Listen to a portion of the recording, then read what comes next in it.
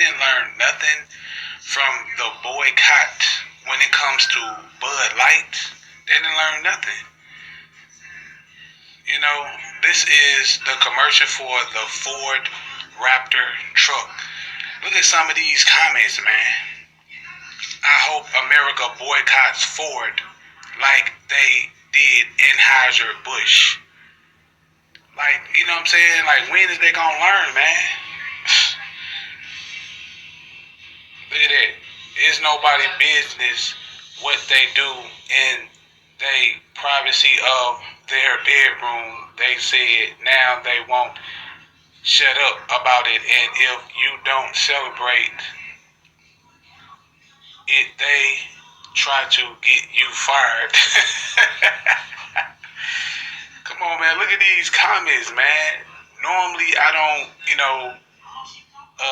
like, show the comments and stuff. I just get my commentary on, these videos and stuff. But I gotta show some of these comments, man. It's crazy how some companies just don't want money, and there's facts. That's facts. Look at that. As someone coming from a Ford family of many generations, I will never buy a new Ford again. Come on, man. Just like I said before, this world and how they use the rainbow. The rainbow is God's covenant that he shall not take the earth, by water, fire, or nothing. That is his covenant between him and us. Not all this other stuff that they got going on, and, man trying to be women and women trying to be man. Like it says in the book of Genesis, for the 1 millionth time, I have said it. God made male and female. He made Adam, and then he made Eve. So I guess they, Ford want to get, boycotted just like Bud Light. So all this homosexuality stuff and this gay stuff need to just stop, man. This stuff is sickening. Look at this. That's crazy, man.